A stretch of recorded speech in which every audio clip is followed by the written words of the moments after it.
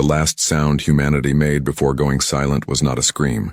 It was not a prayer, not a plea, not the desperate crackle of a dying distress signal flung into uncaring stars.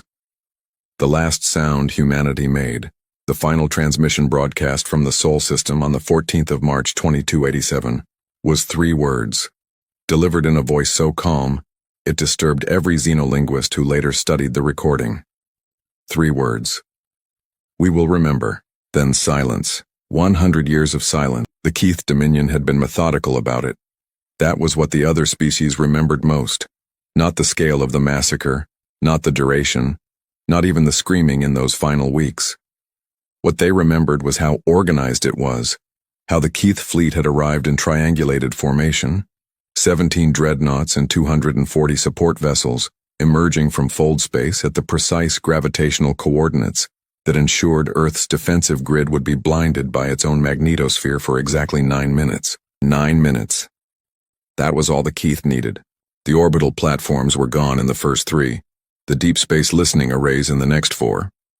In the final 2 minutes before Earth's systems could compensate and reorient, the Keth unleashed what their own military historians would later call the quieting pulse, a focused tachyon disruption wave that didn't destroy ships, didn't detonate cities, didn't vaporize oceans. It simply ended communications. Every quantum-entangled relay, every Ansible beacon, every long-range transmitter from Mercury's sun-baked surface to the Kuiper Belt listening posts. Gone. Not destroyed in fire, but quietly, clinically severed. As though a surgeon had cut the vocal cords of a species. The Keth called it mercy. They called it surgical. What followed was not surgical. What followed was the Tyrant Fleet's ground campaign across 17 human colony worlds, Proxima Station, the Eden clusters, New Carthage, the Kepler Belt settlements, all of them, in a 6-week campaign that the Galactic Historical Commission would later classify under a single, bureaucratic heading, Population Reduction Event, Sol Arm, 2287. 14 billion human beings, gone in 6 weeks.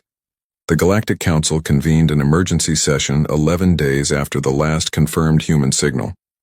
Ambassador Vreth of the Hegemony of Aligned Worlds stood at the central podium and delivered what historians would later call the most shamefully pragmatic speech in the Council's 4,000-year history. The human species, Vreth said, in that measured, layered voice of the hegemony, has demonstrated that it lacks the resilience required for galactic citizenship. Their silence confirms what we have long suspected, that humanity was an anomaly, a flash of potential that burned too quickly, too brightly, and too briefly. We mourn the loss of 14 billion lives. We also acknowledge that resistance to the Keth Dominion at this juncture would destabilize the Lyran Accord and invite retaliatory campaigns against 8 other species. The vote to formally decline intervention passed 43-1. The one dissenting vote came from a species called the Vailori, a quiet, ancient race of deep ocean dwellers from a world called Thessara Minor. The Vailori ambassador, a towering creature of bioluminescent flesh and slow, deliberate movement, cast her vote and then said only this before leaving the chamber. You are all making a catastrophic mistake. No one asked her to clarify. The Keth had expected humanity to collapse, 14 billion dead. Communications severed, fleet destroyed, colonies burning. Every military model in the Dominion's war planning archives pointed to the same projected outcome. Within 18 months, the surviving human population, estimated at roughly 400 million, scattered across remote mining outposts, deep space stations, and the underdeveloped outer colonies, would fragment, turn inward, collapse into feudalism or simple extinction. They had seen it happen to 4 other species. They watched the human systems carefully for the first year, then the second, then the 5th. The silence held. No transmissions, no fleet movements, no diplomatic overtures, no desperate pleas to the Galactic Council. Nothing. By the 20th year of silence, the Keth High Command had downgraded humanity from contained threat to residual population. By the 40th year, humanity barely appeared in their intelligence briefings.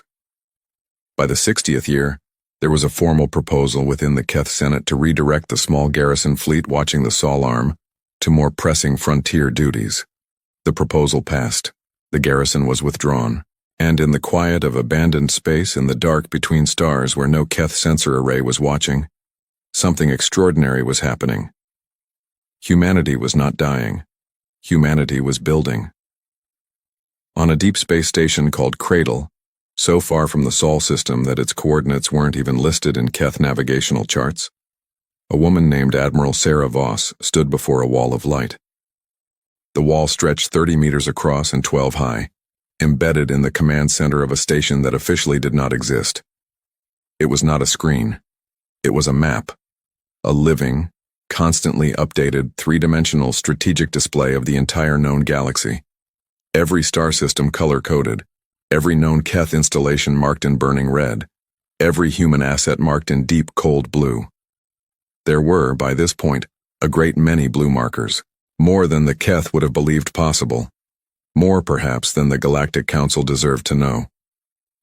Admiral Voss was 63 years old. She had been 4 years old when the Keth came. She did not remember Earth from experience. She remembered it from the oral histories her grandmother had recorded on a handheld device in the last weeks before the colony ship left, fleeing through a debris corridor the Keth hadn't bothered to watch. She pressed her palm flat against the map's surface. Somewhere in the glowing geometry of stars and distances, she touched the point where Earth had been. 94 years, said the man behind her. His name was Director Okan, and he was the oldest human being currently alive at 117, kept functional by medical technology they'd developed in secret. He spoke quietly, as was his habit. The Council has their summit on Thesara Minor in 6 years. That's when the Valori have called the alignment. I know, said Voss. The fleet will be ready. I know that too. She didn't move her hand from the map.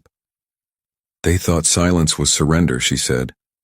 Okan was quiet for a long moment. Let them keep thinking that, he said, for 6 more years.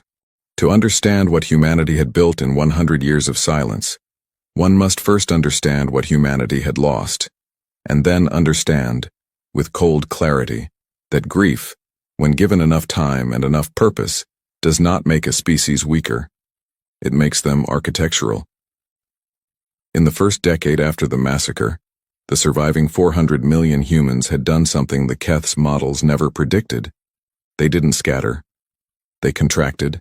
It was a decision made not by any single government, those were gone, but by a loose constellation of surviving military commanders, scientists, and colony administrators who found each other through tight beam laser communication, a technology so old and so limited in range that the Keth hadn't even bothered to monitor for it. Laser communication traveled at the speed of light. It required precise alignment between sender and receiver. In a galaxy that moved in 3 dimensions, it was, by most galactic standards, laughably primitive, which meant it was completely invisible to the Keth. The first message passed through the network took 11 years to reach all its destinations. Bounced from station to asteroid to distant colony, each node receiving it and passing it on in silence, like a secret whispered through a chain of 1,000 hands. The message was brief. It said, "We are gathering. Coordinates follow. Come dark. Come quiet. Come prepared to wait." The coordinates pointed to a region of space the Galactic Council called the Null Drift, a wide band of densely packed nebula gas and magnetic interference that made long-range sensor sweeps nearly impossible. It was considered strategically valueless. No habitable worlds, no mineable asteroids of significance. No reason for any advanced civilization to spend resources exploring it. It was, in other words, perfect. The station called Cradle was built over 20 years, entirely within the Null Drift, using materials stripped from abandoned colony ships and mined from the interior of a rogue planetoid they'd captured and hollowed out. At its peak population, Cradle housed 11,000 people. It had no external lighting. Its hull was coated in a composite material that absorbed radar, sound, and most scanning frequencies. It maintained communication silence as a religion. Cradle was not the only station. By year 30, there were 9 such installations scattered through the Null Drift and the adjacent quiet zones, each one isolated, each one communicating with the others only through the laser whisper network, each one dedicated to a specific function. Station Cradle, military command and strategic planning. Station Foundry, weapons manufacturing and ship construction. Station Lexicon, intelligence gathering and xenolinguistics. Station Anamnesis, historical preservation and cultural memory. Station Prometheus, scientific research and advanced technology development. And 4 others whose names were never spoken aloud outside their own walls, because their purposes were darker, more patient, and more terrible than the others. The ships they built were unlike anything in the Keth's tactical databases, because the Keth's tactical databases were 40 years out of date by the time humanity began launching them. The first generation had been conventional enough. Retrofitted colony ships repurposed as warships, their cargo bays replaced with weapon systems adapted from salvaged Keth technology. The humans had studied every piece of Keth hardware they could recover. They were methodical about it. Every wrecked Keth ship from the original assault that could be reached was reached, stripped, analyzed, catalogued, understood. But the humans hadn't stopped at understanding. They had improved. By year 50, Station Foundry was producing vessels that bore no resemblance to any ship class in known galactic history. They were built around a design philosophy the engineers called Doctrine of Ghost. Vessels that were simultaneously as destructive as possible and as detectable as nothing. The hull geometry was fractal, designed to scatter sensor pings in 17 different directions simultaneously. The drive systems were completely enclosed within layers of dampening material, producing no heat signature detectable beyond 30,000 kilometers. The weapon systems were built around a technology the human physicists had developed from first principles, one they called the null projector, which did not fire a beam or a projectile or an energy wave but instead collapsed a precise volume of space into a temporary null state, a bubble of absolute zero energy that caused any matter inside it to undergo catastrophic atomic unraveling. The null projector had a range of 200,000 kilometers. The largest Keth dreadnought had hull armor rated to withstand a sustained plasma bombardment at close range for 40 minutes. Against a null projector, hull armor was a philosophical concept with no practical value. But weapons were only part of what grew in the dark. The other part was intelligence. Station Lexicon had spent 100 years doing something so patient, so painstaking, so utterly without drama, that it barely appeared in the stories humans told themselves about their century of silence. Lexicon's people had spent 100 years listening, not transmitting, not responding, just listening. Every transmission the Keth sent through open channels, every diplomatic communication between the Keth Dominion and the Galactic Council, every trade negotiation, every military bulletin, every census report, every internal political argument broadcast over the Keth public communication network, every language, every cipher, every data format the Keth used, understood, catalogued, broken. By year 60, Lexicon could read every Keth military communique in real time. By year 80, Lexicon had assets, people, devices, and in some cases carefully cultivated relationships with other non-Keth species, positioned near every major Keth installation in the galaxy. By year 100, Lexicon knew the location of every Keth military vessel, the rotation schedule of every garrison, the chain of command of every fleet, the political fault lines within the Keth Senate, the name of every Keth admiral who had participated in the original assault on human space and the current coordinates of each one. This information had been compiled into a document. The document had a title. It was called the Ledger. The person who had compiled the ledger was a woman named Commandant Yara Dali, who ran Station Lexicon with the focused intensity of someone who had been born into a specific purpose and had never once been distracted from it. Dali was the daughter of refugees. Her parents had been aboard one of the last colony ships to escape the Sol system, young and terrified and carrying nothing but the genetic material of humanity's future and a portable drive containing the entire Library of Congress, the complete works of every human composer, and a single family photograph taken on a beach on Earth in 2281. The beach no longer existed. Neither did the ocean it had sat beside. Dolly kept a copy of the photograph on her desk. She was not sentimental about it. It was not there to comfort her. It was there to remind her of the arithmetic, of what had been lost and what was owed. She was reviewing the ledger when her communications officer entered with a tight beam message from Admiral Voss at Cradle. 6 years, the message said. Dolly set down the ledger and looked at the photograph. 6 years, she agreed. On the Keth homeworld of Keth Prime, a vast, dry, red-dusted world of canyon cities and orbital megastructures, the political conversation about humanity had reduced itself to an almost ceremonial formality. Once a decade, the Senate's Frontier Affairs Committee published a brief report on the status of residual human populations. The report for year 90 had been 3 paragraphs. The report for year 100 was 2.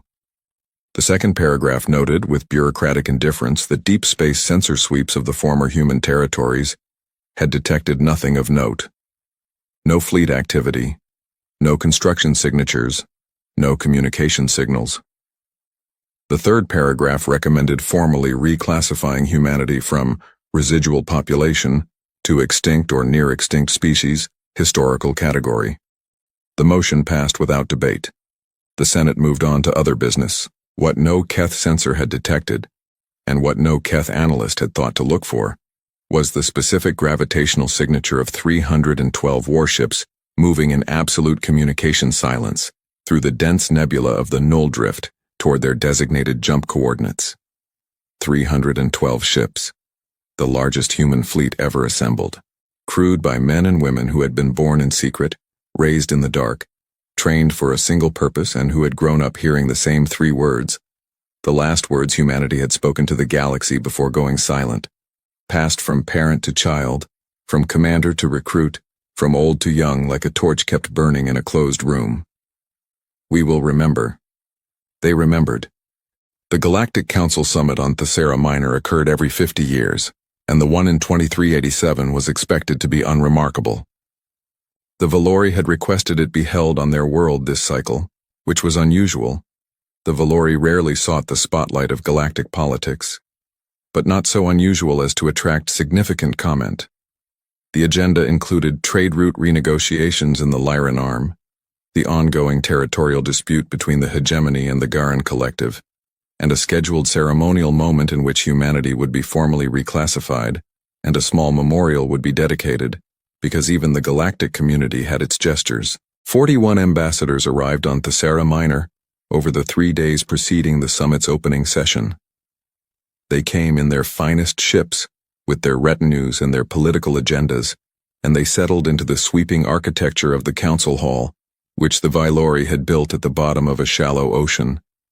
Its walls made of living coral, its ceiling open to the filtered light of a pale blue sun. The Keth delegation arrived last, as was their custom, a display of precedence that no one protested because no one had ever successfully protested anything the Keth did. High Provost Dan Ethrek led the delegation.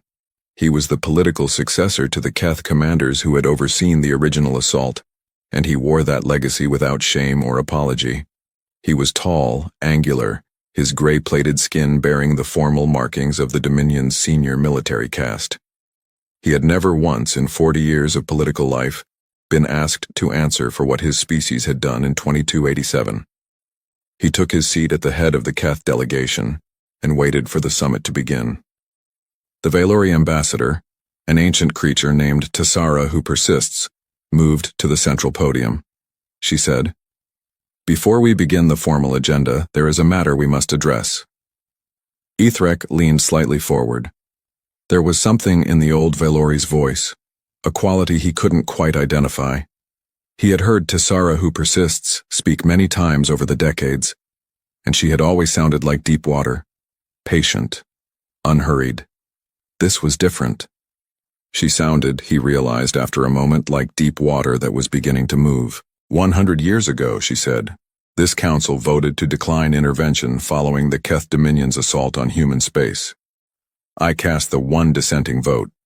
I said at the time that this council was making a catastrophic mistake. Ethrek straightened.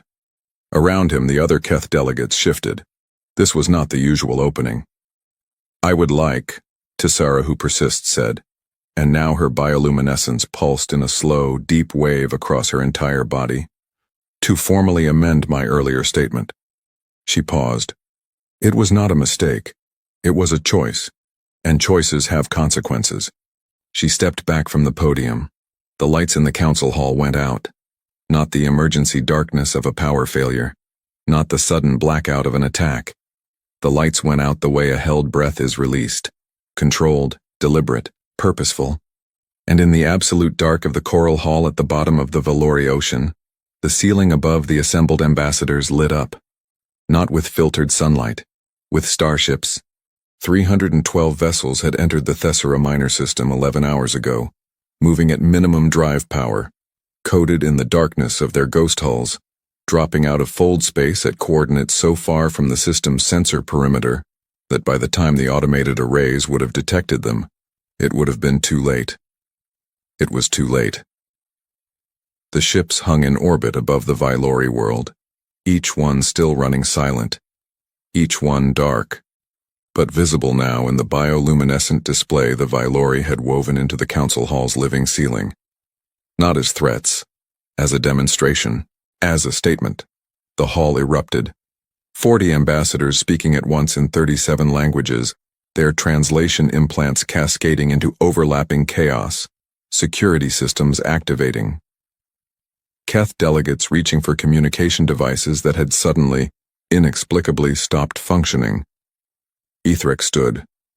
He had been a political creature for 40 years, which meant he had learned the skill of projecting calm when what he felt was the opposite of calm. He stood, and he looked at the ceiling and he counted ships with the trained eye of the military caste he'd been born into. He counted to 300. He kept counting. When the lights returned, the woman standing at the central podium was not Tessera who persists. She was human. She was not tall. She was not imposing in the conventional sense. She wore no military regalia beyond a single emblem on the collar of her dark jacket. A small blue circle with a white point of light at its center, which those with knowledge of old Earth cartography might have recognized as a stylized representation of the pale blue dot. The way Earth had looked once from very far away. Admiral Sarah Voss looked at the assembled ambassadors of the Galactic Council, with eyes that had spent 40 years reading star maps in the dark, and she said, in a voice that carried the weight of 100 years of silence, "My name is Sarah Voss. I represent the reconstituted Human Directorate. We are not extinct. We are not residual. We are not surrendered." She let that settle. 100 years ago, 14 billion human beings were murdered in a 6-week campaign authorized and celebrated by the Keth Dominion. This council voted not to intervene. 43-1, her eyes found the Keth delegation. We have spent 100 years deciding what to do about that. High Provost Ethric had recovered enough to speak. He had political reflexes as highly tuned as any creature in the galaxy, and those reflexes were already calculating fleet position, escape vectors, the likelihood that those ships in orbit were equipped with weapons capable of. He stood. You have violated Galactic Council treaty space. This incursion is not an incursion, Voss said calmly. We have not fired. We have not threatened. We are here, in this hall, speaking, which is the first time a human being has spoken in this chamber in 100 years. She tilted her head slightly. You should have noticed the quiet earlier. What do you want? The question came out harder than Ethric intended. There was something in the woman's stillness that rattled him in a way he hadn't been rattled since he searched his memory, since he was a young military attaché watching archival footage of the quieting pulse, and he'd seen in the final seconds before the recording cut out, a human face looking directly at the camera. The face had not been afraid. It had looked somehow like it was recording him. What do you want? He asked again, quieter. Voss reached into her jacket and produced a data slate. She set it on the podium. There is a document on that slate. It is called the Ledger. It contains the names of every Keth military officer who participated in the assault on human space, the assault on our colonies, and the ground campaigns that followed. It contains their current ranks, their current positions, and their current locations. The silence in the hall was absolute. It also contains the coordinates of every Keth military installation in the galaxy, the current deployment status of every Keth fleet, the names of every Keth admiral and their chain of command, the full specifications of Keth weapon systems as they existed 100 years ago, and as we believe them to exist now, and a complete political and economic analysis of the Keth Dominion's internal fault lines. She paused. We have had a long time to pay attention. Ithrek's political reflexes had gone very quiet. What was operating now was something older, something that lived beneath the political calculus and the Senate speeches and the 40 years of comfortable impunity. Something that felt, distantly and with great reluctance, like fear. What? He said very carefully. Do you want? 3 things, Voss said. First, formal acknowledgement from this council that the events of 2287 constitute genocide, and that the council's vote to decline intervention was a failure of collective moral responsibility. She held up one finger. Second, the Keth Dominion will provide full territorial reparations, the restoration of all human colony worlds currently under Keth occupation, the complete withdrawal of Keth military presence from the Sol Arm, and 50 years of resource transfers sufficient to rebuild what was destroyed. 2 fingers.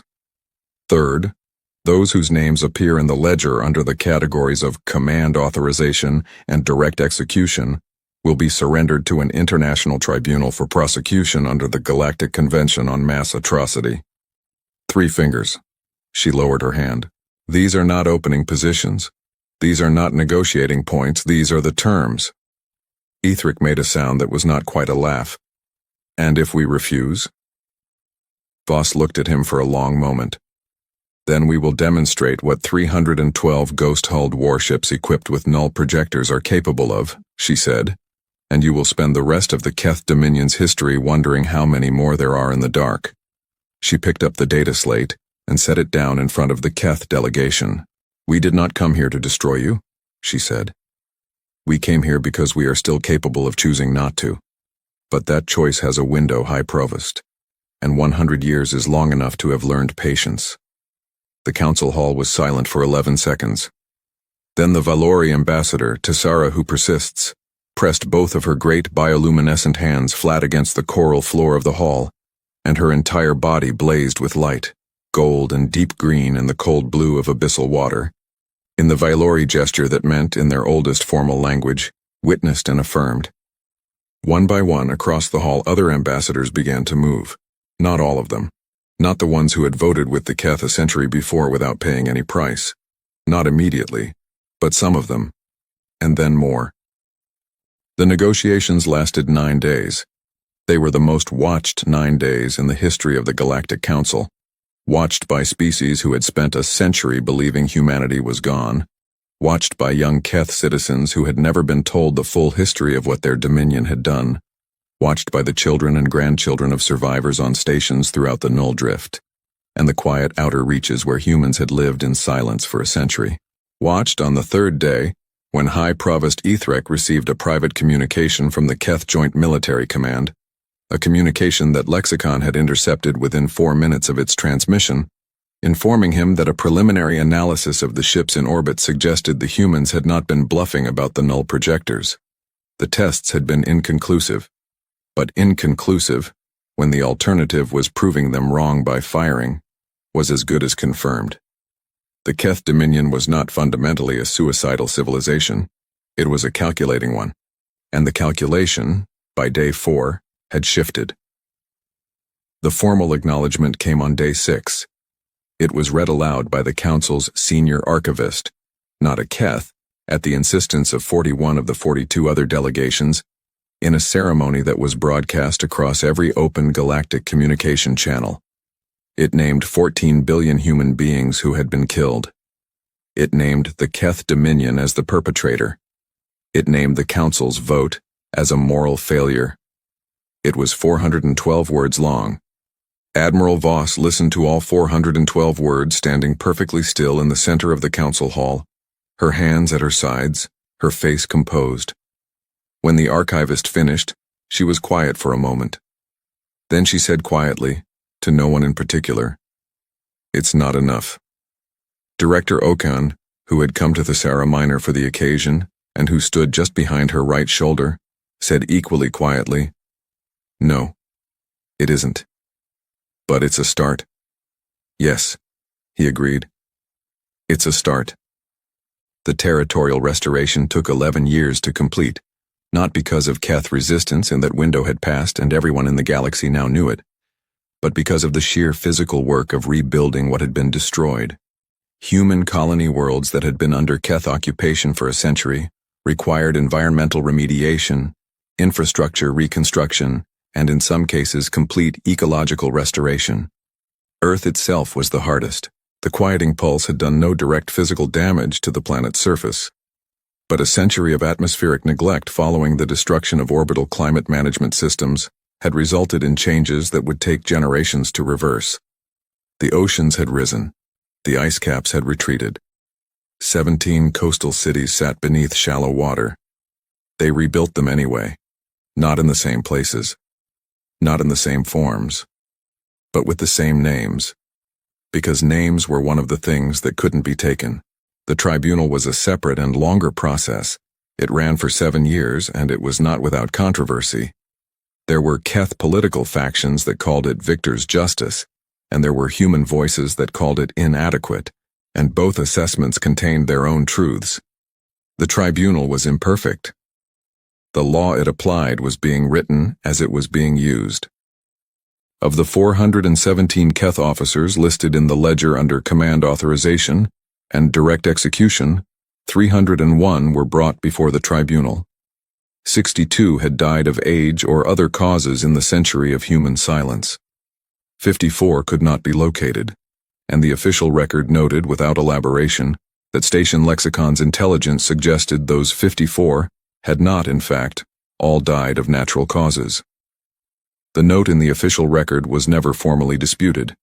On the 11th anniversary of the Thessara Minor Summit, a ceremony was held on the surface of Earth. It was not a grand ceremony. There were no orbital light shows, no fleet demonstrations, no political speeches broadcast across galactic channels. It was attended by approximately 4,000 people, most of them the oldest living humans, those who had been children on the colony ships, who carried the physical memory of before. A monument had been built at the site of what had once been a city on the eastern coast of a continent called North America. The city had been called New York. The monument was simple, a column of black stone, 200 meters tall, engraved from base to summit with names. 14 billion names. It had taken 40 years to engrave them all. At the base of the column, a single line in the English language, the tongue that humanity had last spoken before going silent. "We will remember, and we did." Admiral Sarah Voss stood before the monument on the day of the ceremony and did something she had not done in 40 years of military command. She cried, not for long, not in a way that her officers saw clearly, though they all looked elsewhere, with the careful tact of people who understood that some moments are private even when they happen in public. She cried because she could finally afford to, because for 100 years grief had been a weapon, carefully contained, precisely directed, transformed into something useful, into plans and training and weapons research and intelligence networks and the slow, patient architecture of vengeance that had been built in the dark. Now the dark was over. Now there was room for grief that was just grief, without a purpose attached to it. She let herself have it for exactly 30 seconds. Then she straightened, turned to face her officers and said, "We have work to do." Director Okan, who was 128 years old by this point, and who had been kept alive by medical technology that surprised even him, had spent the years since Thessara Minor doing something unexpected. He had started teaching. Not military history, not strategy, not the technical details of how humanity had built its ghost fleet in the dark. He taught the history of Earth. The small history, not the politics and the wars and the civilizational turning points, but the ordinary history. The food and the music and the games children had played and the jokes people had told and the books that had been written about nothing in particular, just the feeling of being alive. He taught this to the children who had been born after Thessara Minor, who were growing up on a planet being rebuilt, who would never know Earth the way their great-grandparents had known it, but who might, if the teaching was good enough, know something essential about what they came from. One of his students, a girl of about 10, born on Earth itself in one of the new coastal cities, asked him once, "Why were you quiet for so long? Why didn't you just fight back right away?" Okan considered the question with the seriousness it deserved. "Because fighting back right away would have been fighting from anger," he said, "and anger burns hot and fast and then it's gone. What did you fight from instead?" "Something colder," he said, "something that doesn't run out." She thought about this. "What do you call that?" Okan looked out the window at the pale blue sky above a rebuilt city on a healing world, and he thought of a photograph on a desk on a station in the dark, and a wall of light covered in star maps, and a woman's voice saying 3 words into a silent galaxy. "We call it memory," he said. In the deep archives of Station Lexicon, which had been decommissioned as a military installation but preserved as a historical site, the original recording of humanity's last transmission was kept in a climate-controlled vault. It was played once, on the anniversary of the massacre. Just played, not broadcast, not performed, not narrated. Just a voice in a recording saying 3 words. The voice belonged to Commander Elena Roth, who had been the last human officer at the last operational communication array when the Keth closed in. She had been 31 years old. She had known, when she transmitted those words, that she had minutes left. She had used them well. "We will remember." The recording lasted 4 seconds. The silence after it lasted as long as the listener needed. 300 years after the massacre, a young Keth historian named Sarath published a paper that caused significant controversy within the Keth Academic Council. The paper was titled, "The Strategic Miscalculation of 2287, How the Keth Dominion Created the Conditions for Its Own Strategic Defeat by Underestimating Human Resilience and Misreading Silence as Submission." It was 11,000 words long and rigorously sourced. Its conclusion was a single paragraph. The Keth Dominion's fundamental error was not tactical, not strategic, and not technological. It was philosophical. We believed that a species which had lost the capacity to speak had lost the will to act. We did not understand, and this failure of understanding nearly proved catastrophic, that silence is not the absence of power. In humans, silence was power in its most concentrated form, restrained, directed, and waiting. We mistook the held breath for the last breath. We would have been wiser to know the difference. The paper was widely read, widely taught, and in the margins of more than one copy, in the handwriting of readers both Keth and human and from a dozen other species across the galaxy, someone had written the same 4 words. They always came back. The invitation was supposed to be a joke. That was the part Ambassador Velthari Us would spend the rest of his life trying to explain, that no one on the Galactic Conclave's outreach committee had actually meant it, that the name had been added to the official delegation list as an act of inter-office mockery. That Counselor Dra of the Ethian Collective had laughed so hard his secondary breathing slits had gone into spasm when he first proposed it. "Send the invitation to humanity," Dra had said, scrolling lazily through the list of uncontacted civilizations flagged as too primitive, too violent, or too unstable for first contact. "Send it to the Deathworlders. See what happens." The room had erupted. The Ethians, the Sarathi, the ancient, slow-blinking Sethali who rarely laughed at anything, even they had let out their low, resonant hum of amusement, because the idea was absurd. The Galactic Conclave's Grand Assembly was the most prestigious political body in 7 star systems. Its annual summit of civilizations was attended only by species that had achieved certain benchmarks, sustained faster-than-light travel, a unified planetary government, at least 200 years without large-scale self-inflicted extinction events.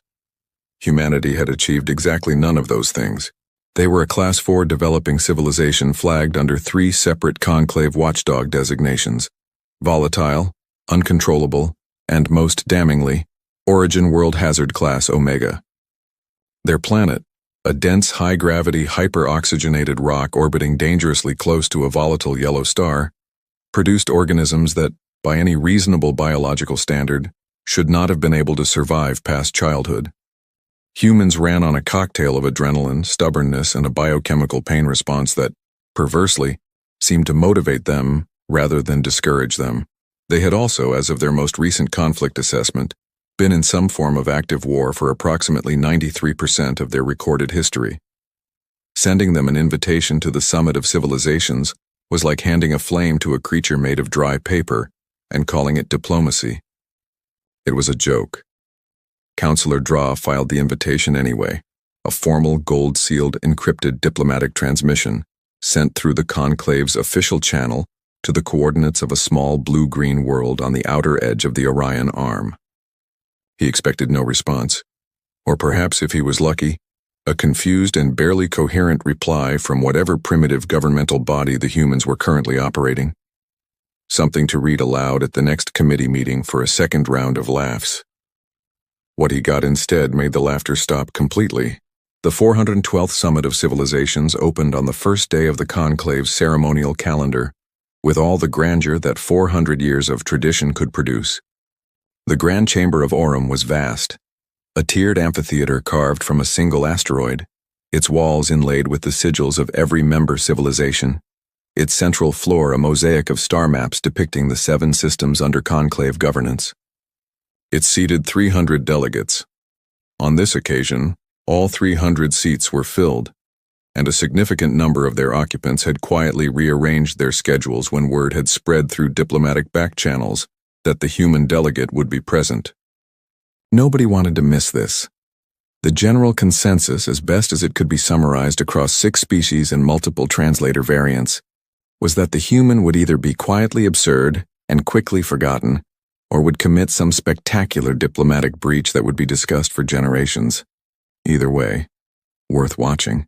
Dr. Mara Voss took her seat in the gallery reserved for observer civilizations, a polite architectural signal that humanity was present, but not yet a member, acknowledged but not equal. The chair was built for a Sathali delegate, which meant it was roughly 3 times wider than she needed, and featured an integrated nutrient misting function that she ignored. She had brought on a small handheld device what appeared to be written notes. The summit opened with the traditional recitation of the compact, a 90-minute ceremonial reading of the founding principles of the conclave, delivered in all 6 official languages, by 6 senior counselors in rotating order. It was the kind of proceedings that tested the patience of even veteran diplomats.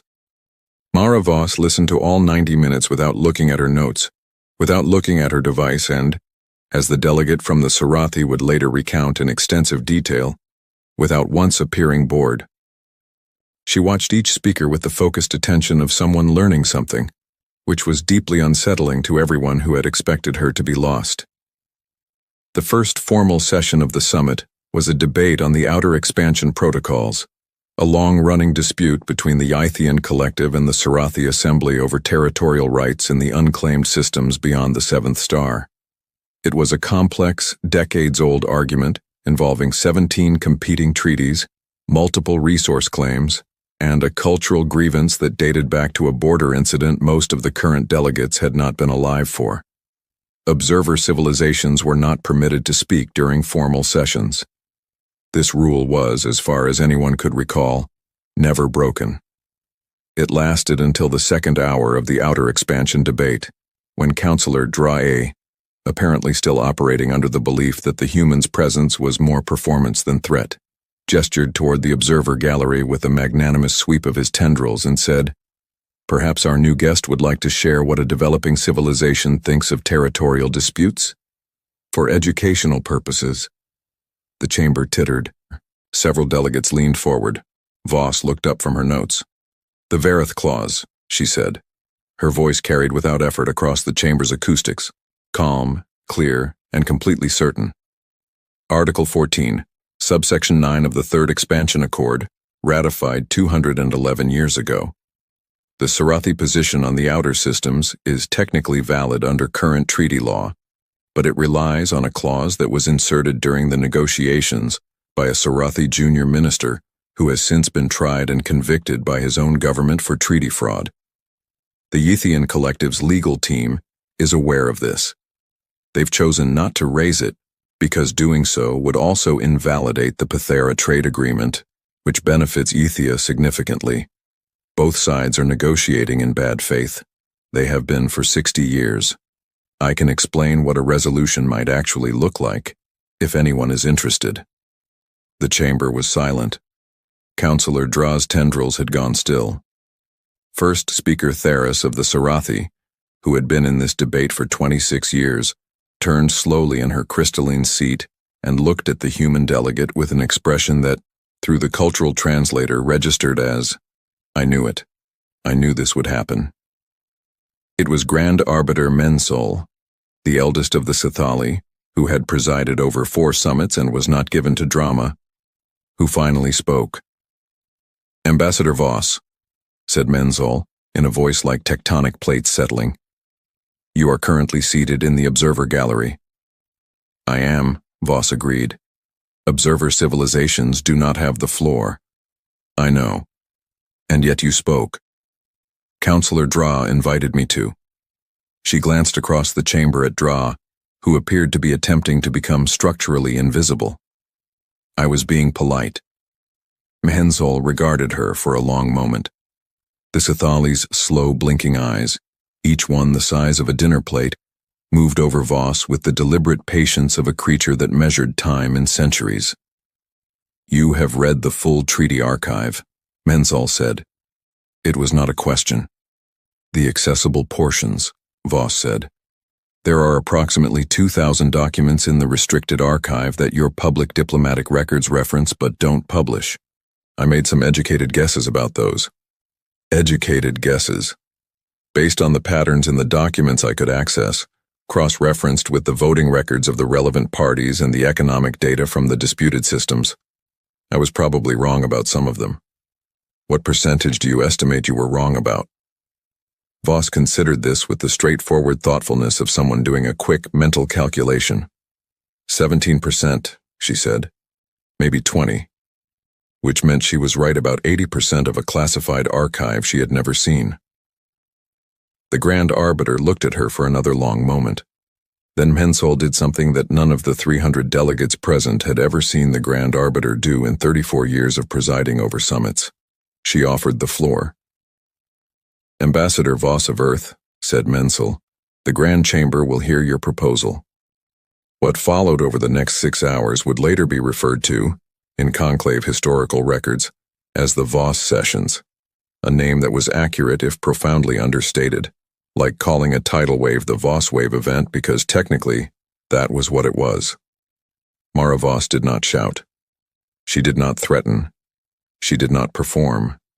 She simply talked, in the measured, precise tone of someone who had spent a significant portion of her life studying exactly this problem and had run out of patience for the ways powerful institutions avoided solving it.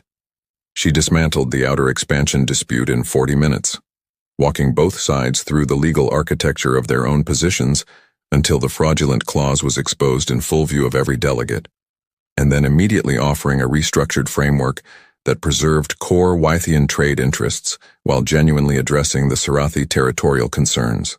It was not a perfect solution. She said so explicitly. It was a functional one, which was something 6 decades of summit negotiations had failed to produce.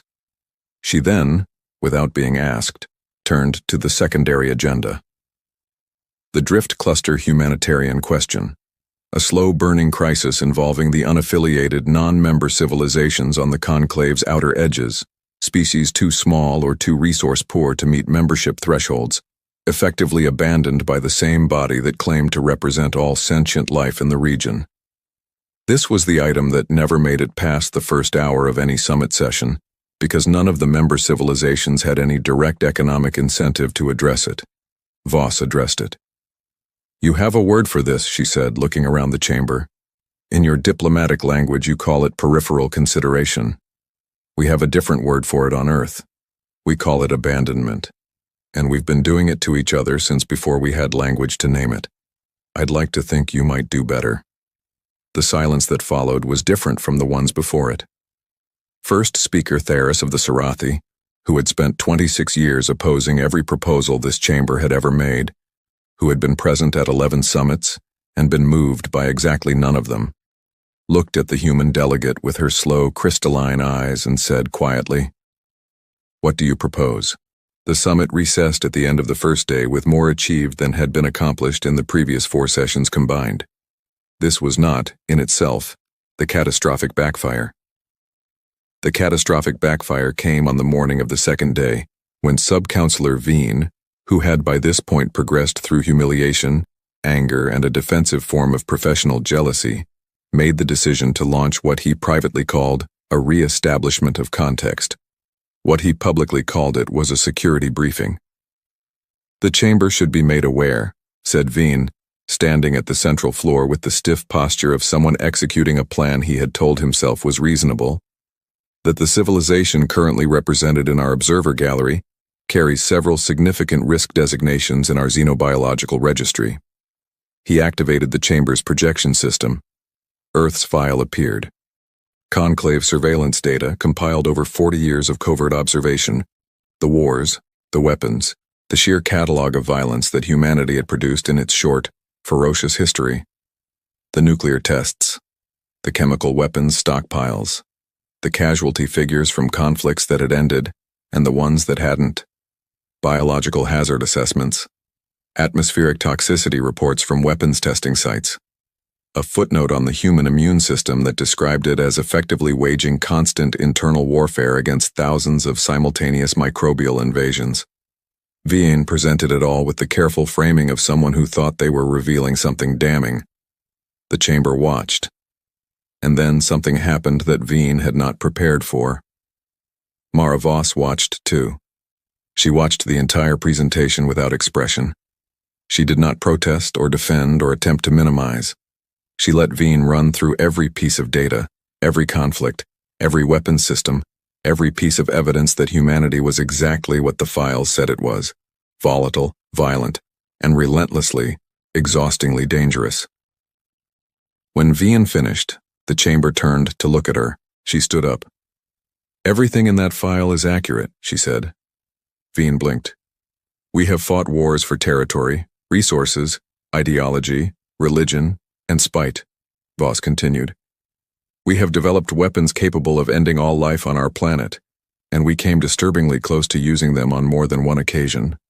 Our history is, by almost any measurable standard, a record of what happens when a highly intelligent, highly aggressive species is given tools before it's developed the wisdom to use them responsibly. I'm not going to argue with any of that." The chamber was very quiet. "What I will tell you," she said, "is what that file doesn't contain." She reached into her jacket and produced a small data chip, which she held up briefly before walking to the chamber's data interface and inserting it without asking permission. A new projection appeared.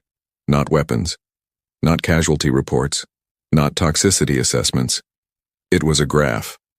Multivariable, spanning 200 years with dozens of overlapping trend lines, and every single one of them across 2 centuries of data was moving in the same direction. Down. "War fatalities as a percentage of global population," Voss said. "Down 87% over 200 years. Child mortality, down 91%. Extreme poverty by any measurable standard, down from 40% of our global population to under 9. Life expectancy, up 40 years in 2 centuries. Literacy. Global literacy in 1820 was approximately 12%. As of this year, it is 96. We are still violent. We are still dangerous. We still have weapons we should not have, and conflicts we have not resolved. I am not standing here to tell you that humanity is good. I am standing here to tell you that humanity is improving. And we are improving faster than any species in this chamber's history improved at our developmental stage. Faster, in fact, than several of your current member civilizations were improving when they applied for conclave membership." She turned to look directly at the Sarathi delegation. The Sarathi were admitted to the conclave 312 years ago. At the time of their admission, they were 40 years removed from the crystalline purges, a series of internal conflicts that resulted in the destruction of approximately 30% of their civilian population. The conclave admitted them anyway, because the trajectory mattered more than the history, She turned to the Ethians. The Ethian collective achieved unified planetary government 61 years before their admission application. Earth achieved unified planetary government 9 years ago. We are moving faster. Not because we are better. Because we had the advantage of watching you, watching all of you, and understanding what was possible. She pulled the data chip from the interface. The projection disappeared. We have known about the conclave for 40 years. We have been watching your sessions, translating your broadcasts, building models of your political structures, and learning your languages, all 6 official ones, plus several unofficial ones that your own diplomats pretend not to speak in formal settings. We did not reach out because we were not ready. We are reaching out now because we are, and because you sent the invitation. She sat down. The chamber was silent for a very long time. It was first speaker Theris of the Sarathi who spoke first, the same delegate who had warned 3 days ago that this was going to go wrong, who had the most institutional authority to say, "I told you so," and choose instead to say something else. The Sarathi crystalline purges. Theris said slowly. You knew the figures. Yes. That data is sealed in the conclave's restricted archive. I know. I told you I made educated guesses. I was probably right about more than 80%. Theris made a sound that the cultural translator rendered, after a moment's processing delay, as a very dry laugh. Ambassador Voss, said Grand Arbiter Mensol from the presiding seat, I would like to ask you a direct question. Please. Why did you come? Not Earth. You. There are approximately 9 billion humans on your planet. The diplomatic corps chose you. Why? Voss considered this with the same direct honesty she had applied to everything else. Because I'm the best at this, she said. And because I have a low tolerance for rooms full of powerful people avoiding hard problems. And you believe the conclave is such a room? I believe every room with power in it has that tendency, including rooms on Earth, including rooms I've been in. The size of the room doesn't change the problem. It just changes the scale of what gets avoided. Mensol was quiet for a moment. The observer designation carries a standard review period of 50 years before membership consideration. I know. There is a provision in the original compact, Article 3, I believe you may already be aware, for an accelerated review in cases of extraordinary diplomatic contribution. Voss was still. Her expression didn't change. But something in the room seemed to shift, as though the air pressure had altered slightly. I'm aware of Article 3, she said. The Sarathi, said Theris, would be willing to second a motion for accelerated review. As would the Sithali, said Cultural Liaison Sierri, who had not spoken since the docking bay, and appeared to have spent the intervening time deeply regretting the section of her paper that Voss had critiqued. Veen opened his mouth, closed it, opened it again, said nothing. The accelerated review passed. It was not a unanimous vote. Nothing in the conclave ever was. There were 8 dissenting votes, all from smaller member civilizations who feared, not unreasonably, that admitting a species with 9 billion individuals, a Class Omega homeworld, and a demonstrated capacity for outreading a classified archive on first contact was going to change the conclave's internal dynamics in ways they could not fully predict. They were right. It was going to change everything. The formal admission process took 18 months, a blink, by conclave standards. During those 18 months, Mara Voss remained on Conclave Station Aurum as Earth's provisional representative, operating officially in an advisory capacity that everyone understood was not advisory in any meaningful sense. She did not shout. She did not threaten. She did not, as several member delegations had privately braced for, attempt to dismantle anything. She asked questions. She asked them constantly, relentlessly, with a focused precision that was initially mistaken for interrogation and eventually understood to be something more like architecture. She was building something in her head, layer by layer, and the questions were the material. The Sithali Grand Archivist, a creature who had been alive for 400 years and had spoken to perhaps 12 individuals in all that time, began voluntarily seeking out her company. The Sarathi first speaker took to including her in pre-session briefings as a matter of course. Even Velthari Us, the protocol ambassador who had felt so thoroughly assessed in the docking bay, found himself consulting her on matters that were technically outside her provisional brief. She was, in some way that none of them had language for yet, useful, not in the transactional way that conclave politics defined usefulness, but in the way a structural element is useful, quietly load-bearing, easy to underestimate until it's gone. Councillor Dra resigned from the outreach committee 6 weeks after the summit. He cited personal reasons.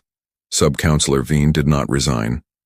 He remained in his seat for the full duration of the admission process, attending every session, saying very little, and carrying himself with the careful dignity of a person who has understood, fully and permanently, that he has made a significant error and intends to spend the remainder of his career not compounding it.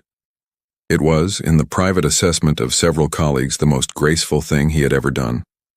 On the day of Earth's formal admission to the Galactic Conclave, a gray November morning by Earth's calendar, celebrated on the station with a ceremony that Voss had politely declined to have named after her, Grand Arbiter Mensol summoned her to the presiding chamber before the official proceedings began. The Grand Arbiter was old. Older than the station, older than the version of the compact that now included Earth and its signatories. She sat in the center of the empty chamber with the patient stillness of something that has watched long enough to know that most things people worry about are temporary. "The invitation," said Mensol. Voss stood at the chamber floor and looked up. "What about it? When you received it, when your diplomatic corps decoded the transmission and understood what it was, did you know it was not genuine?" Voss considered this for a moment. "We suspected it wasn't a standard first contact protocol. The phrasing was inconsistent with what we'd observed of conclave communications, and the timing was convenient in a way that suggested opportunism rather than policy. You came anyway." "Yes." "Why?" Voss looked up at the vaulted ceiling again, the bioluminescent architecture, the star maps, the 400 years of wait. "Because a door is a door," she said. "It doesn't matter why it opened." Menzel regarded her with those enormous, slow eyes. "The Sarathi were right," the Grand Arbiter said finally. "When this invitation was sent, First Speaker Theris argued against it on the grounds that contact with your species was premature and potentially destabilizing. She told me. She now argues that Earth's admission is the most significant event in the Conclave's history since the founding. She told me that too. Which do you believe is accurate?" Voss thought about this with the same direct, unperformative honesty that she applied to everything. "Both," she said. "It was premature. We weren't ready, not really. I was ready, but 9 billion people aren't ready just because their best diplomat is. It was also the most significant thing to happen here in a very long time. Both things can be true." Mensol was quiet. "One more question," the Grand Arbiter said. "Of course. The postscript, in your original response to the invitation, we were waiting to see if you were worth talking to. Have you decided?" Mara Voss looked around the empty chamber, the sigils on the walls, the mosaics of star systems, the seats of 300 civilizations that had, over 400 years, built something that was imperfect and slow and frequently frustrating and still, stubbornly, trying. She smiled. "Yes," she said, "provisionally." Mensol made a sound that the translator rendered, after a delay, as laughter, slow and deep and rich with 4 centuries of perspective. "Provisionally," the Grand Arbiter repeated. "That is honest." "We're working on it," Voss said. "Both of us." The admission ceremony was brief, by conclave standards. Earth's sigil was added to the chamber wall. A small blue-green circle, placed in the lower right quadrant where new members always went, with plenty of room above it, as the years accumulated and the record grew. Mara Voss stood at the central floor and accepted the formal welcome from Grand Arbiter Mensol and the assembled delegates of 6 civilizations, 300 chairs, and 400 years of history. She did not cry. She did not make a long speech. She said, "Thank you. We'll try not to break anything." The laughter that followed was, for the first time since her arrival, entirely genuine. All 300 delegates, 6 species, every translator variant finding the same thing in those 5 words. Not the performance of confidence, not the display of power, not the show of competence that had dominated every moment since she'd stepped off a scratched-up ship held together with rubber and audacity. Just a person, standing in an enormous room, doing her best, which was, it turned out, more than enough. Somewhere in the diplomatic archive of Conclave Station Aurum, in a file that would eventually be studied by historians of 4 species and quoted in a dozen academic papers on first contact theory, was a brief internal memo from Protocol Ambassador Velthari Us, written on the evening of the first day of the 412th summit, addressed to no one in particular, which read, "The invitation was supposed to be a joke. For future reference, the next time we consider sending a message to a species we've flagged as dangerous, volatile, and impossible to predict, perhaps consider the possibility that those words describe something that is difficult, not something that is less. There is a difference. I understand it now. I suspect I will spend some time thinking about how long it took me to learn it." Below that, in the margin, in a different hand, smaller, neater, the handwriting of someone who had been using the Protocol Ambassador's office to review files, was a single additional line. "Good start." The vote was unanimous. Every seat in the Galactic Conclave chamber was filled that morning, a thing that had not happened in over 400 years. 31 species, 31 flags, 31 representatives who had crossed light years of space, not to negotiate, not to debate, but to sign a single document that would change the shape of the known universe forever. The document was simple, 12 lines in the universal script, clean, final, a declaration of total extermination against the species known as Homo sapiens. Ambassador Vial of the Kreth Dominion stood first, his 4 arms folded across his chest as he addressed the chamber, in a voice that carried the weight of a species who had been waging war since before humanity had discovered fire. "They have been given warnings," he said. "They have been given boundaries, they have been given every opportunity that civilization affords a young species, and at every turn, they have expanded, they have colonized, they have bred and built and pushed until there is no corner of the outer rim that does not carry the stench of human ambition. This is not xenophobia. This is survival." The chamber murmured in agreement. Elder Sulan of the Velhari Collective, a species so ancient they communicated partly through bioluminescent pulses, rose from her seat. She was 312 years old. She had seen empires collapse. She had watched stars die. And even she, even the oldest voice in the room, spoke with something that resembled fear. "The humans have been on the galactic stage for less than 2 centuries, she said. In that time, they have established 417 permanent colonies. They have reverse-engineered our gate technology. They have developed weapons we do not fully understand. And most troublingly," she paused, and the lights along her collar dimmed to a deep warning amber, "they have not once, in all of that expansion, shown any sign of stopping." No one argued. No one offered a counter-proposal.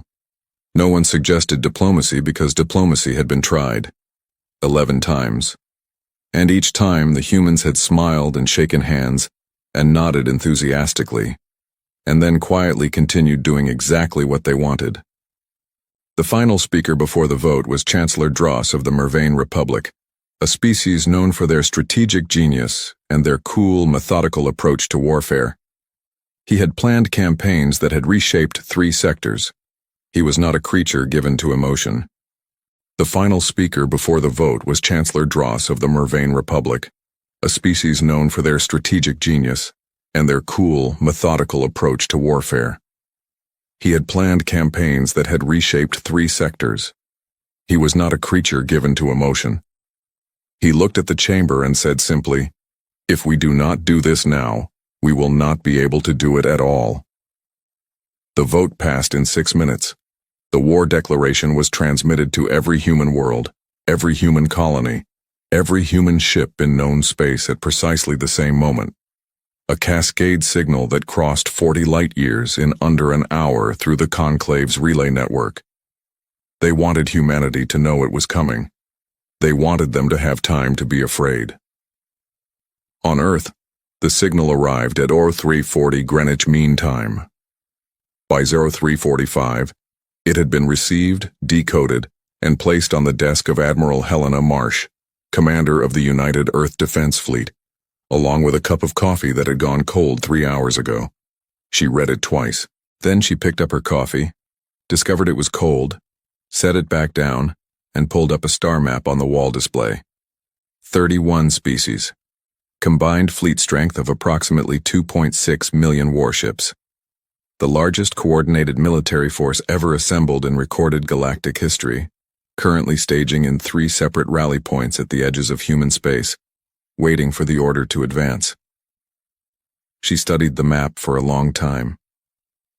Her aide, a young lieutenant named Cass O'Dara, stood near the door, visibly unsettled. He had been in the military for 3 years. He had trained for border skirmishes, for piracy suppression, for the kinds of small conflicts that happened in the dark between species who didn't want the Conclave to notice. He had not trained for this. "Admiral," he said carefully, "they're asking for a formal response. Protocol gives us 72 hours to—" "Tell them we'll respond in 24, Marsh said. O'Dara hesitated. "Should I begin mobilization orders? If we're going to have any chance of—" "No," she said. He blinked. "Admiral?"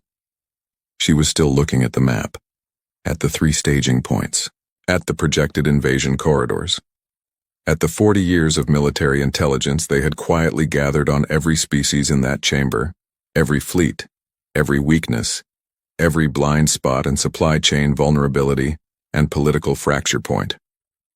"Pull me the file on the Enduring Resolve," she said. O'Dara went still.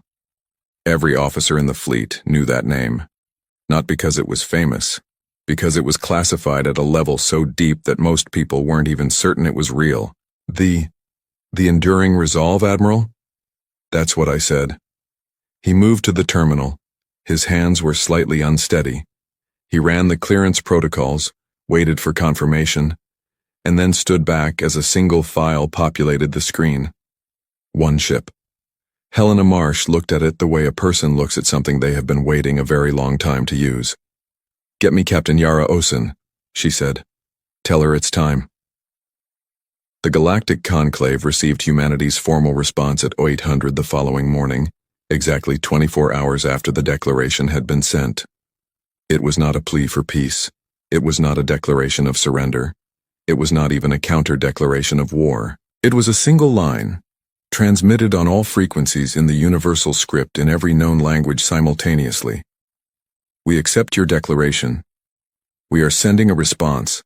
It will arrive shortly." Ambassador Weil read it 3 times, certain he was missing something, some nuance, some diplomatic subtlety, some human trick buried in the phrasing. But there was nothing. It was exactly what it appeared to be. He pulled up the sensor feeds from the relay stations near Earth. He expected to see fleets mobilizing, carrier groups forming up, the frantic movement of a civilization preparing for a war it could not possibly win. Instead, the feed showed almost nothing. No fleet movement, no staging, no mobilization at all. Just 1 ship, leaving Earth's orbit, heading outward. Weil stared at the feed for a long time. Then he sent an urgent message to Chancellor Dross. "They have launched 1 ship," he wrote, "heading toward the Conclave. I do not understand what they are doing." Dross replied within minutes. "Neither do I," he wrote back, "and that is the first time in 40 years that I have been able to say that." The Enduring Resolve was not the largest ship in the human fleet. It was not the most heavily armored. It did not carry the most weapons. It did not have the most impressive silhouette against the dark of space, and if you passed it without knowing what it was, you might mistake it for a heavy cruiser, serious, purposeful, but not extraordinary. That was by design. The people who built the enduring resolve had spent 11 years making absolutely certain that it did not look like what it was. Captain Yara Osen stood on the bridge and watched Earth shrink behind them through the rear display. She had commanded 3 ships in her career. She had fought in 2 border engagements and 1 full naval action against a Kreth raiding party that had pushed too deep into the Callisto corridor. She was 44 years old, with short-cropped gray at her temples, and the kind of calm that only comes from having been in enough situations where calm was the only thing keeping people alive. Her crew of 212 moved around her with a focused quiet. They had all been briefed. They all knew what this mission was, and what it required, and what the odds were that they would be coming home. None of them had asked to be reassigned.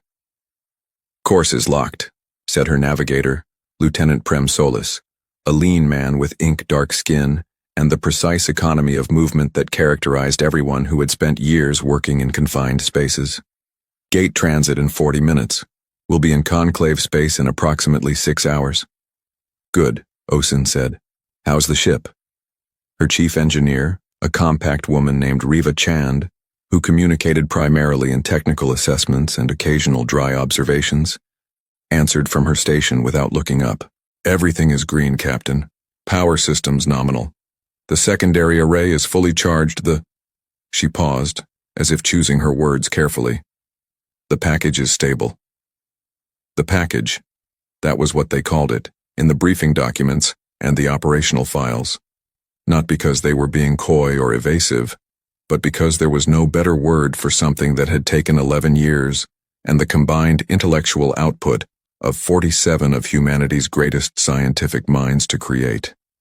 Something so far outside the known boundaries of galactic weapons technology that the Conclave's intelligence services, for all their resources and all their centuries of accumulated knowledge, had no framework to even theorize its existence. Osen turned from the rear display and walked to the center of her bridge.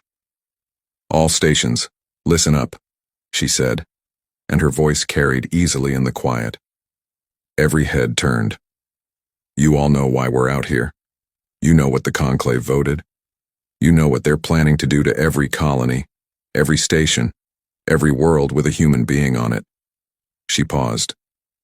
"And you know what we're carrying." No one spoke. The hum of the ship around them felt very present in that silence. "I'm not going to tell you there's nothing to be afraid of," she said, "because that would be a lie, and you deserve better than that. What I will tell you is this. Every calculation, every simulation, every projection run by every team that built this thing says we will succeed. The math is on our side. The physics are on our side." She let that settle. "The only question is execution, and that is what we are here for." Lieutenant Solis cleared his throat. "Captain, we're being hailed. Kreth Border Patrol. They've spotted us." "Put it through." The main display shifted to show the face of a Kreth patrol commander.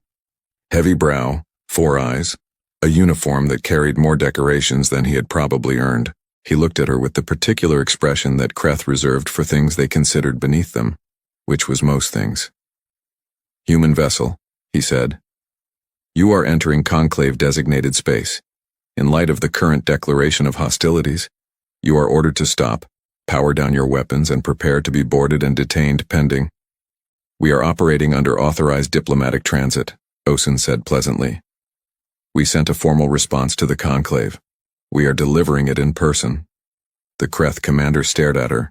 "You are one ship." "We are," she agreed. "You are heading toward the Conclave seat." "We are. We have 2.6 million warships staged at the border. They are ready to begin the advance the moment the order is given." "I know," she said. "That's why we didn't wait for the order." There was a pause. The Kreth commander looked off-screen, presumably at someone else on his bridge, then back at her. He seemed to be searching for the correct protocol for a situation that protocol had never anticipated. "I am required to inform the Conclave of your approach," he said finally. "Please do," Osen said. "We'd hate for them to be surprised." She cut the channel. Behind her, she heard someone on the bridge let out a slow, controlled breath. She didn't turn to see who it was. She understood the feeling. 40 minutes to gate transit, Solis said. Thank you, Lieutenant, she said. Let's use the time well. The message from the Creeth patrol reached the conclave chamber 14 minutes later, and it caused the kind of quiet that happens when an entire room of beings who are very good at processing information simultaneously encounter something they cannot process. One ship, Ambassador Vielle said, for what felt like the 100th time. One ship, confirmed Dross, who was staring at the sensor data with an expression that his aides had never seen on him before. They couldn't name it precisely. It was somewhere between fascination and dread. Elder Sulan's bioluminescent collar had gone a deep, unsettled violet. They have acknowledged the declaration. They are complying with the spirit of a formal response. They are sending a representative. She paused. They are sending one ship as their representative to a war declaration from 31 species. It could be a bluff, offered Representative Taven of the Shell Commune, a cautious species by nature who had voted for the declaration with more reluctance than most. What kind of bluff? Dross asked. Taven didn't have an answer for that. They are not mobilizing, said the conclave's intelligence chief, a Velhari named Urin, who had spent 30 years studying humanity and had recommended against the war declaration in a private report that had been politely set aside. No fleet movement, no staging, no emergency production orders from any of their shipyards. He pulled up the full sensor picture of human space. It is as if they genuinely believe one ship is sufficient. The chamber sat with that for a moment. Then they know something we don't, Dross said quietly. It was not a question. The enduring resolve passed through the gate at 0920 and came out into conclave space 6 hours later, exactly as Solis had projected. What greeted them was not unexpected. 40 warships, a conclave interception fleet, assembled hastily from the nearest staging point, forming a wall across their projected course.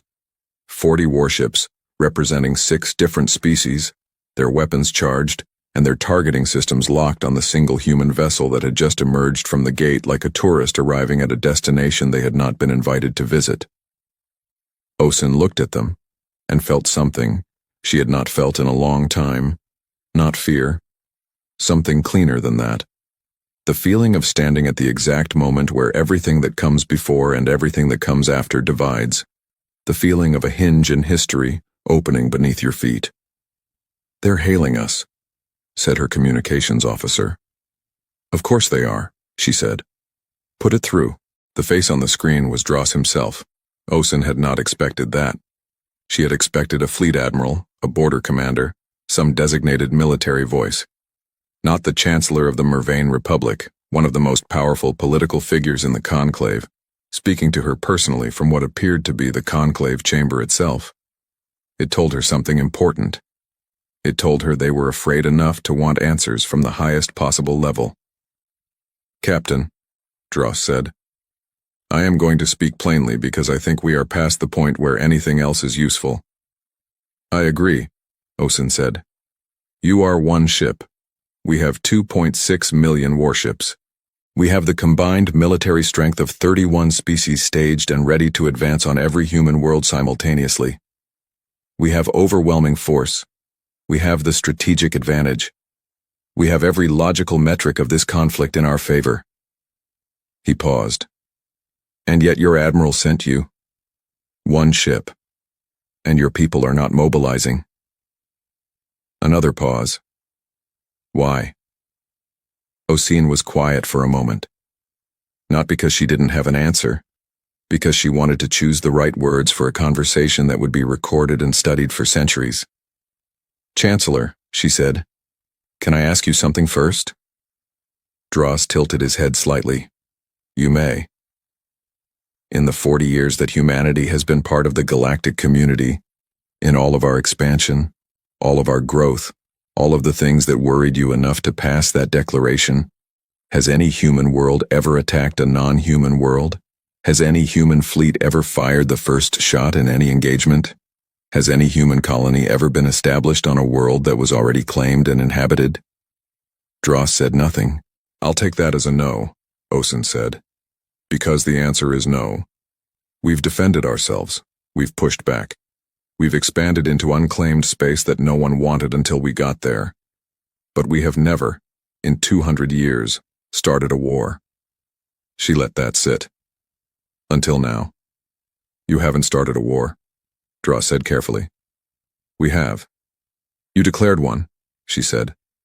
That's different. She leaned forward slightly. Chancellor, do you know the difference between a declaration of war and an actual war? He waited. A declaration of war is a document. An actual war requires two sides to fight it. She paused. We're not going to fight you. Dross stared at her. In the chamber behind him, she could see other representatives. Faces from half a dozen species, all of them watching.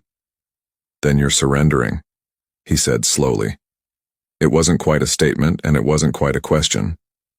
No, she said. We're not doing that either. Then what? He said, and there was something in his voice now that she recognized, not from political interactions but from the faces of people who have walked into a room they didn't understand and are only just beginning to realize how badly they have misread the situation. Are you doing? Osen looked at him for a long moment. Then she said, I'm giving you a choice. She turned to her engineer. Riva, show them. Chand entered a sequence on her panel that she had run through in simulations so many times that her fingers found the keys without thought. A second later, the enduring resolve sensor profile changed. Not physically. The ship looked the same on the outside. But every sensor array in that interception fleet, every detector and scanner and analysis system on all 40 ships, suddenly saw something different. Saw what the ship was actually carrying beneath the deliberately ordinary hull. Saw the readings that should not have been possible. Saw numbers that made no physical sense according to any known weapons framework. In the conclave chamber, every display lit up simultaneously. Intelligence Chief Urin made a sound that had no translation in any language. He stood up from his chair and walked closer to his screen, as if proximity would help him make sense of what he was reading. It didn't. Elder Sulan's collar went completely dark. Every bioluminescent cell extinguished at once, something that, in her species, indicated a level of cognitive shock that overrode even involuntary biological function. Ambassador Vale's four hands gripped the edge of his desk. Dross looked at the readings for a very long time. His face was controlled, professional, the face of a man who had spent a career not showing what he felt. But his eyes moved across the data with the slow, careful movement of someone reading a death sentence. When he looked back at Osen, she saw it. The precise moment when the math resolved in his head. When he ran the numbers forward and understood what they meant for every staging point, every rally fleet, every inhabited world that any of the 31 species called home. That's not possible, he said. His voice was completely level, which told her he had already accepted that it was. 11 years, Osen said. Our best people, every resource we could spare, and yes, we've had the underlying physics for about 6 years, but we spent the other 5 making sure we only had to use it once. She paused. Because we don't want to use it at all. That's why we're here, Chancellor. That's why we sent one ship instead of a fleet, because one ship is all we need, and we wanted you to understand that clearly before anyone does anything irreversible. The silence in the conclave chamber was unlike anything any of those 31 representatives had ever experienced. It was the silence of an entire understanding of power shifting beneath their feet. The silence of realizing that the war they had declared had been, from the beginning, against a species that had already won it, quietly, patiently without anyone noticing, and had simply been waiting to see if the war would actually need to be fought. You built this, Dross said finally, and you never told anyone. We didn't think we'd ever need to show it, Osen said. We hoped we wouldn't. She looked at him steadily. We still hope we won't. Dross was quiet for a very long moment. Around him, she could see the chamber and barely contained chaos. Representatives speaking rapidly to aides, urgent side conversations breaking out. the 31 flags of 31 species presiding over a room full of beings, rapidly recalculating everything they thought they knew. "What is the choice?" he said at last. "That you mentioned." "Simple," Osin said. "Recall the fleets. Withdraw the declaration. Sit down with us and have the conversation about expansion and boundaries and galactic governance that should have happened years ago, with all parties in good faith, and we walk away from this. Today. Clean. No record of the weapon in any conclave archive. No mention that this meeting ever happened in any official capacity. We all go home and we do the hard, boring, necessary work of actually sharing this galaxy without trying to kill each other." "And if we don't?" he asked. She didn't answer immediately. She didn't look away. She let the sensor readings answer for her, the readings that were still on every display in the chamber, those impossible numbers that added up to only one possible conclusion about what the enduring resolve was capable of. "Then you will have the distinction," she said quietly, "of being the civilization that started the first and last war humanity ever fought." The conclave voted again that afternoon. It was not unanimous this time. 7 representatives voted to hold, to call the bluff, to advance anyway. 7 out of 31, and Chancellor Dross, who had planned campaigns that reshaped 3 sectors, and who had never in his career made a decision based on fear rather than strategy, looked at those 7, and thought about the readings on his display, and voted with the majority. The recall order went out to the staging fleets at 1600 Conclave Standard Time. 2.6 million warships, the largest military force ever assembled in galactic history, began to stand down. On the bridge of the Enduring Resolve, Chand locked down the secondary array. Her hands were steady. She had known all along that this was how it would go. The math had always said so. Humans, she had long believed, were not the most powerful species in the galaxy because of what they were willing to destroy. They were the most powerful species in the galaxy because they were the only ones who had ever built a weapon like this and not immediately used it. Lieutenant Solis laid in the return course to Earth. It was a quiet process. Around the bridge, people who had not spoken or moved much in the last several hours began to breathe differently. The slow, careful recalibration of bodies that have been running on controlled tension for too long. Osin stood at the front of her bridge and looked out at the stars. The interception fleet had withdrawn. The space ahead of them was clear. She thought about the 11 years, the secrecy, the weight of carrying something like that and never firing it, and never threatening anyone with it, and hoping, in the way that people hope for things that are entirely outside their control, that it would never become necessary.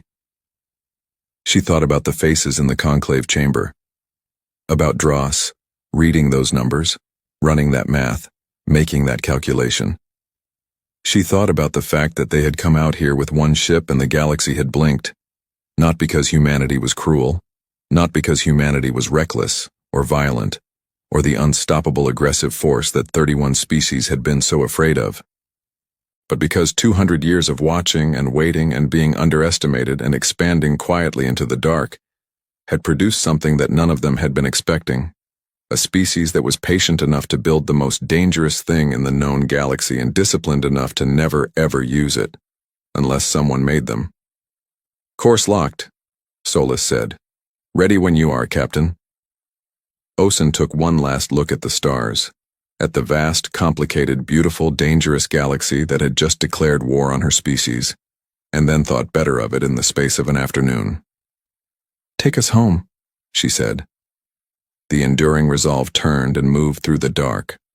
One ship, unhurried, carrying its impossible secret back to the world that had made it, and leaving behind it a conclave chamber full of 31 species who would spend the next century arguing about what had happened that day, and what it meant, and how to share a galaxy with a people who had looked at annihilation and sent a single vessel to politely decline.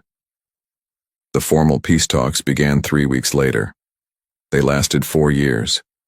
They produced the Treaty of Common Space, which was signed by all 32 parties, including Earth, and which established the first genuinely fair framework for galactic expansion and shared governance in recorded history. It was, by most accounts, a good treaty. The Enduring Resolve was decommissioned the day it was signed. Its weapon systems were dismantled under joint observation by conclave inspectors who spent 3 days staring at the components with an expression of quiet, unresolved horror. The ship's hull was preserved. They turned it into a museum. The plaque outside the entrance read, "No shot was fired. No war was fought. This ship ended one before it began." Remember that the most powerful weapon any civilization can carry is the one it chooses not to use. And the wisdom to know when showing it is enough. Millions visited in the years that followed, from every species, every world. They all stood in front of that plaque and read it twice. And every one of them left thinking about what it meant, that somewhere out there, a species had quietly, patiently, without anyone noticing, become the most dangerous thing in the galaxy, and had chosen, above all else, not to be.